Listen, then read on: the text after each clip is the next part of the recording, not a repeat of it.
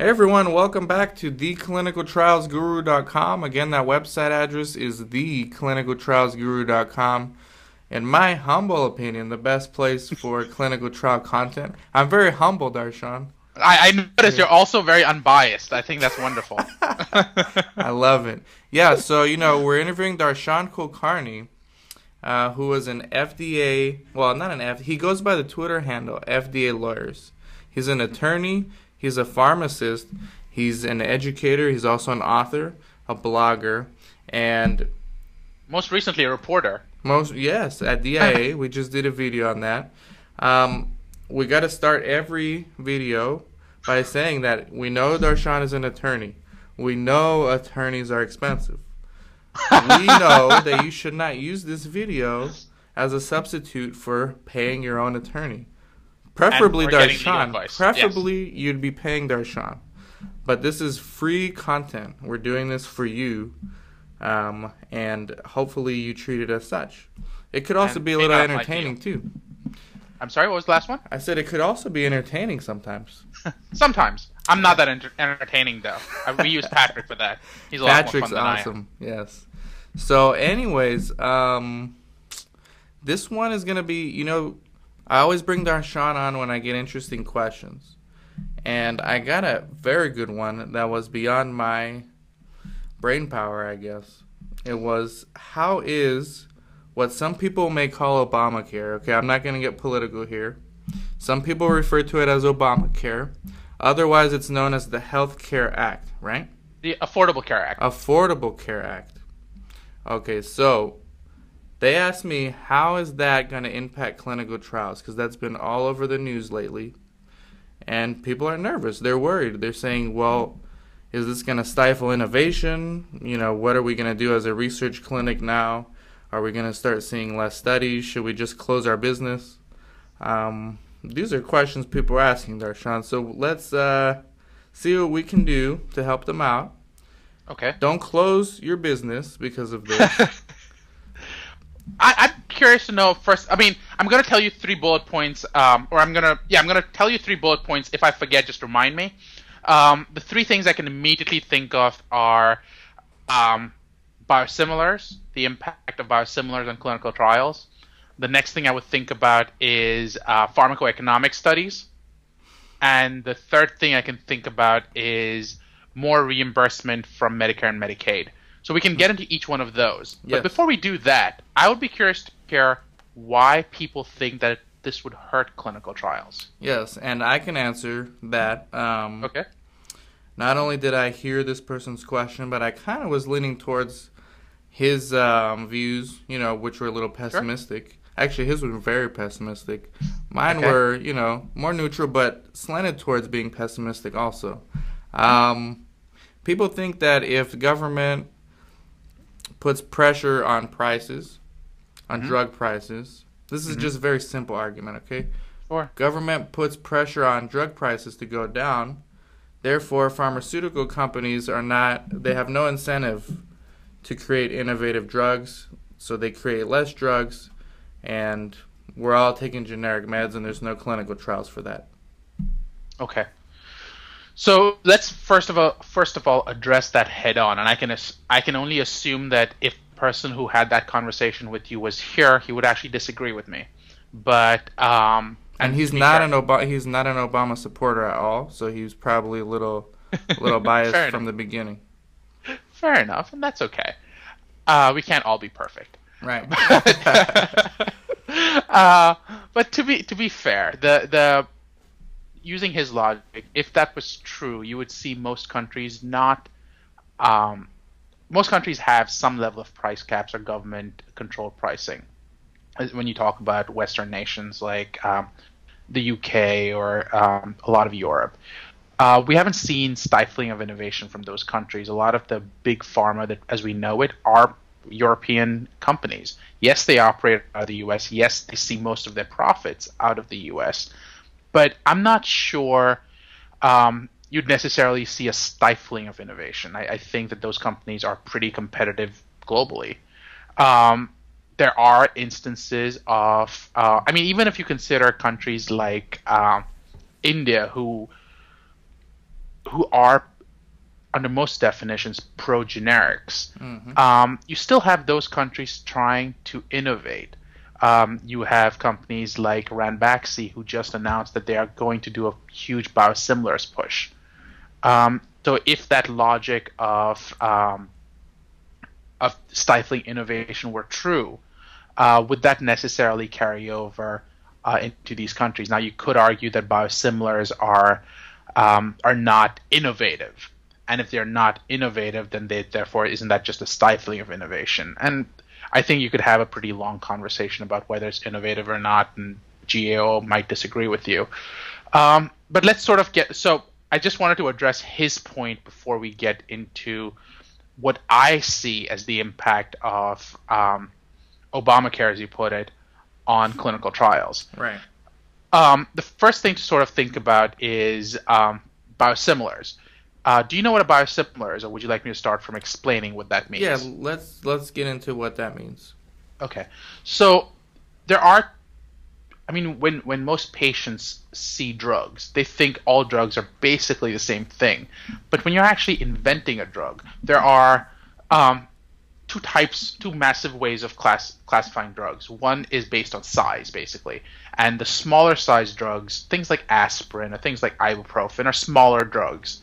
I can look at the chemical formula and tell you that's aspirin. Right. On the other hand, you have significantly more complicated drugs, things that are thousands of times more complicated than a simple aspirin molecule. Those may be considered to be biologics. Biologics are typically obtained from living organisms. And by the way, thanks for tweeting this out. Oh yeah, I just did that right now. So biologics are typically received from living organisms, and as you can imagine, we as living organisms are really complicated. With a generic small molecule, you had a situation where you could easily look at a small molecule and go, I have this molecule, I have this molecule, they are both the same thing. Right? So right. You could just say the Hatch-Waxman Act basically said if you can prove that they're both the same thing using safety and efficacy and using pharmacokinetics, for the most part you can come up with a generic for it. And that was true. What happened was with the biologics, that became very, very difficult to do, because how do you show that one molecule of hemoglobin is the same as another molecule of hemoglobin? They could have the same protein in there, but even if the bonding in that molecule differs slightly, the effect of it is completely different. I mean, when you think about biological molecules, a lot of them are described as a lock and key. So a slight change in a key won't let it fit the lock anymore. So receptors in your body are typically referred to as locks, and these molecules that activate these receptors are typically thought of as keys. So a hemoglobin molecule and an oxygen molecule, or hemoglobin molecule sort of binding with certain elements in your circulatory system, they might have a lock and key mechanism.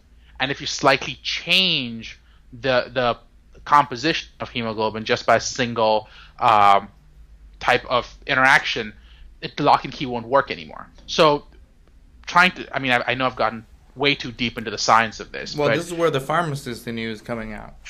Sorry. But the issue being, quite simply, you can't show that hemoglobin molecule 1 is the same as the hemoglobin molecule 2. It's a lot more difficult to do. So what do they expect? What does the government expect you to do? The government expects you to basically run clinical trials to prove that your efficacy is the same thing. Is the same across the board. How do you do that? You can only do that by running clinical trials. In fact, the guidances that came out, they put out 3 guidances about biosimilars. I think it was earlier this year. And those guidances basically say, we don't know how, the FDA basically saying, we have no idea how you would do this without running extra clinical trials. I mean, I guess theoretically it's possible, but we don't know how you would do it. Essentially, basically saying you're going to have to do more clinical trials. Right. So the biosimilars requirement or regulation is a part of the Affordable Care Act. So that was one huge way. Another portion of Obamacare, as you put it, is this element of we want to know if drugs are being used as optimally as they can. So let's say drug 1 costs $100. Drug 2 costs $3,000. And we can say drug 2 is better than drug 1. Well, that's fine, but how much better is very important.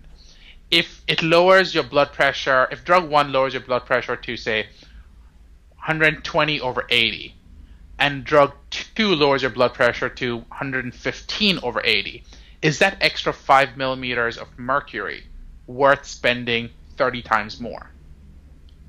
And that is something Obamacare actually requires that you start looking at soon. So that's a discussion that wasn't actually arrived at. Now, how would you do that evaluation? How would you start running and evaluating whether this pharmacoeconomic stuff works?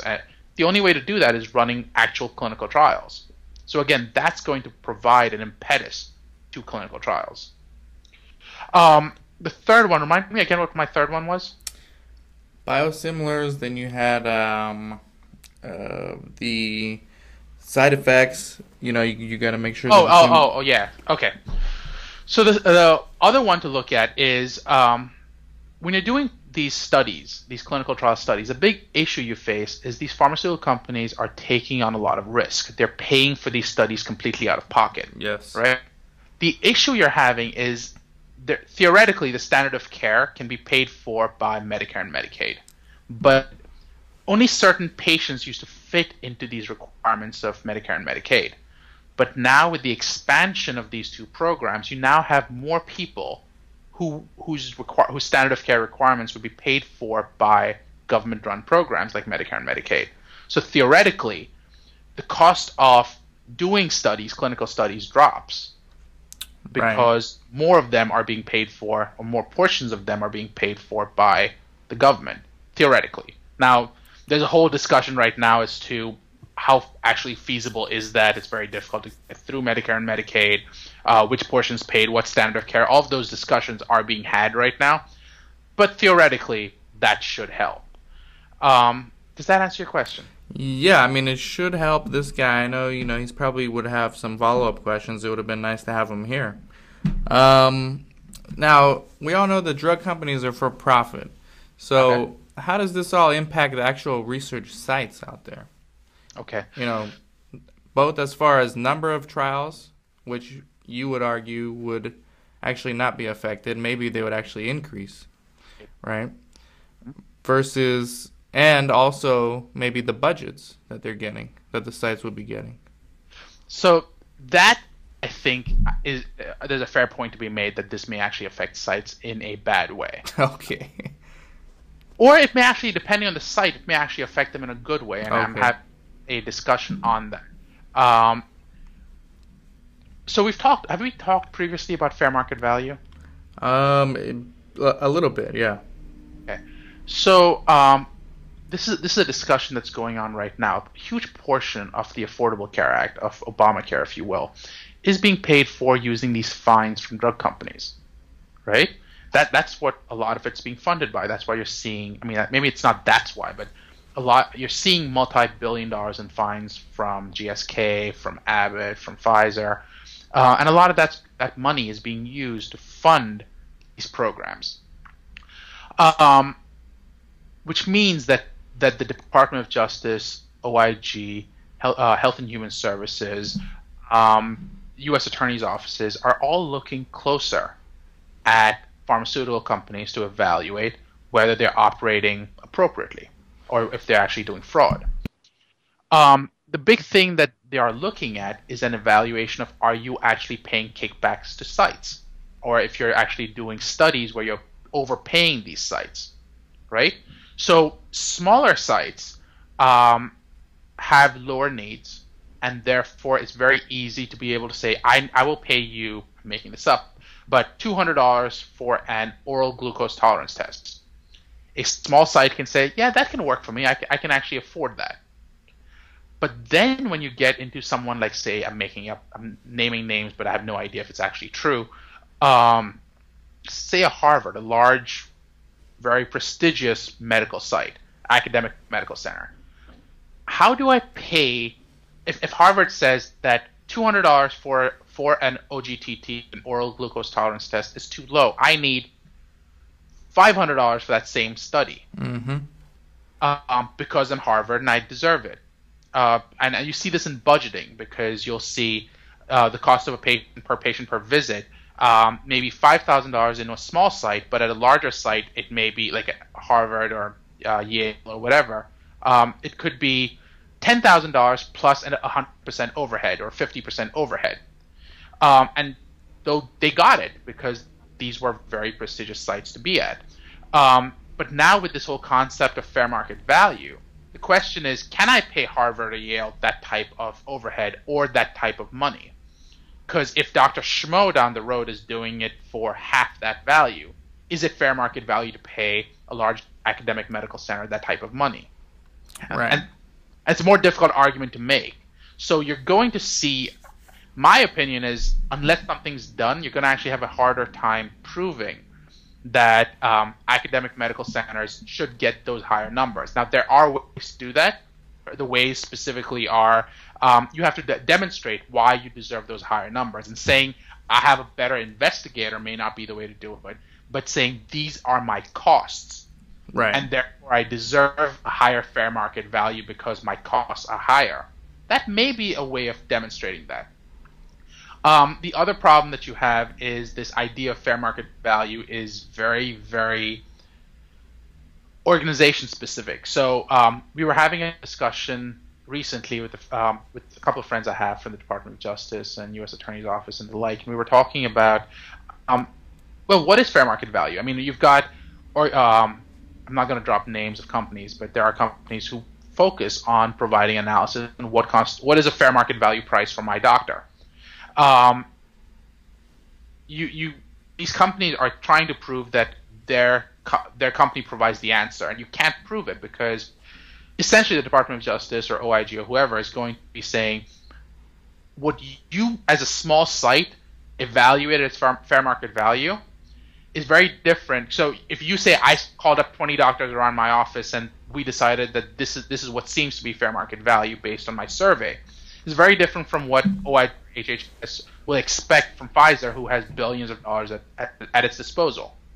Right. So that's really going to be a portion of what happens. So how does it affect sites? You might see larger academic medical centers having to lower their costs, or they're going to have to, they might disappear because you can't pay them. They might say, we're not in the clinical trials business anymore, because I know several sponsors who are saying, I want to pay them, but I can't afford to. Mm-hmm. Mm-hmm. And it's stopping me. Right, right. So now, I mean, related to this question is, are we going to see more or less academic institutions conducting trials? Right now they're federally funded, most of them, right? So they get grants, and as opposed to a private company like mine, South Coast Clinical Trials, we don't get grants. Are we going to see more academic institutions? Let's say the ones that are currently not doing clinical trials, but they are an academic institution. Are we going to see more of those and less of the private research sites? So academic medical centers, when they do clinical studies, the big thing you have to be worried about is typically these clinical studies would be very, very specifically defined. So there's a huge portion of the False Claims Act that applies when you actually make a claim as to how your study is going to be done. Mm-hmm. So you say that I'm going to do a study for X, and you use a portion of that money. So you say, I need $50,000 to do a study for X. You land up using $45,000, and you have an extra $5,000 remaining. And then you use that extra $5,000 to fund a portion of study Y. That becomes a claim under the False Claims Act. And that can become hugely problematic. So you will see academic medical centers now. I get involved with them every so often, and the big issue they have now is they're looking at their own funding and billing mechanisms, and that's raising costs substantially because they are now trying to make sure that their grant mechanisms are in place. because they're making a lot of mistakes in these grant mechanisms. Right. So I see academic medical centers sort of having a problem in terms of how they're actually applying their grants. You also have to realize that academic medical centers who are trying to commercialize their own inventions have always had a small problem. They were always seats of learning that were often government funded. But there is something called the Bayh-Dole Act. Have you ever heard of this? The what dole? The Bayh-Dole Act, B-A-Y-H. Bayh-Dole, no. So the Bayh-Dole Act is an IP concept, and I'm not a patent lawyer. I don't claim to be a patent lawyer, but I've been involved in enough intellectual property to every so often be dangerous. But the Bayh-Dole Act basically says that if the government pays for a portion of your study or pays towards the invention of the drug, the government automatically gets a non-exclusive license to your drug. So during that Cipro crisis, do you remember when there was a threat that anthrax was being spread? If I remember correctly, the government actually threatened to use the Bayh-Dole Act and said, even though you have a patent on this, we are going to override you, and we're going to manufacture this drug because we need to get this drug out there if we need it. Right. How does that affect clinical trials? It affects clinical trials because sponsors may say, and again, it's not happened so far, but you put enough weight, this may actually happen, where sponsors will say, I don't want to do studies at academic medical centers because not only do I have exposure under the False Claims Act, but I don't actually own the IP anyways, because a lot of these salaries for these academic these professors are being paid by the government. Right. And since they're being paid by the government, a portion of my I don't actually own my drug in the same way I thought I did. Right. You don't have full rights as you would of doing it at the private clinics. Interesting. And me and one of our show producers, our very first show producer, Sarah Siegler. I don't know if you know her. Like I've heard the name, I don't know why. Sarah Elizabeth Siegler. She's all over Twitter. We're currently writing a Kindle book on this, and she's tackling the academic portion. I'm handling the private, funding. It's called the Business of Clinical Trials Demystified. So we talk about private pharmaceutical sponsored trials, and then the academic institution trials. So she's handling that part. I'm gonna send this video to her so that she can watch it and maybe add some stuff in the book. This is fantastic. I'm glad you enjoyed it. Yes, and so basically, fear not, Obamacare, or otherwise known as the Affordable Care Act. There we go. We don't want to get political here. Don't close your business down now. Don't close your research sites. That would be ridiculous. Let's just see what happens. And, there's a lot of good that can come out of this, too, according to Darshan. So let's see what happens. Everyone, thank you for watching. I got to give a quick shout out to our Clinical Trial Guru producers. Okay, I'm supposed to do this at the end of every video. Sometimes I forget. I'm only human, guys. We have basically for $99 a year. This is like what some people spend on Starbucks in a month. Okay, well, you get producer status. You get mentioned in every video, which I remember. You get me tweeting about you, posting about you on Facebook, links to your site, links to your website. You could be a research clinic. You could be an industry service provider. You can just be a consultant. Whatever you may be, if you are involved in the clinical trial industry and you want exposure, become a producer. I'm only accepting 100 people. So far we have 7. Okay, there's 90. My math is not great, but that's 93 left. Right? So $99 a year. Let me name them real quick. The aforementioned Sarah Elizabeth Siegler. We have Resolve Research Solutions. We have PTNR all the way from the Netherlands. Okay, we have Erdhart Clinical Trials in Missouri. We have Accurate Clinical Trials in Florida. Bless you, Darshan. And we also have Patrick Stone, BIMOQA from Tradestone LLC. He's the FDA consultant. So 93 spots left. Join. Come on, it's Starbucks for a month. This is $99 for a year. I want to also give a pitch to you because I can tell you that Dan does an absolutely amazing job at SEO. So if one of the reasons you're trying to join and be a producer is for the linkage and stuff, I can tell you that when I type in, because I like to see if my business is working and if my marketing efforts are working, Right. I like to type in to see clinical trials lawyer who shows up. When I typed in a search, I was the first name, and that was because of the interviews I do with Dan and because of the linkage and the SEO stuff he does. So he's really good at what he does. Thank you, Darshan. And we'll do a video on this later as well for those of you who want to learn how to get a little better at SEO. I'm no expert. I just do this because I enjoy it and because I was looking for clinical trial websites for the longest time and couldn't find anything but absolute crap. So that's why I created this. But thank you to our producers. Thank you to Darshan. This was a very, very good video. I think a lot of people are going to be a little more relaxed after watching this. They may not all agree with you, but hopefully they'll be a little more relaxed and won't close their businesses. Okay? I hope not. This is Dan and Darshan from theclinicaltrialsguru.com. Take care.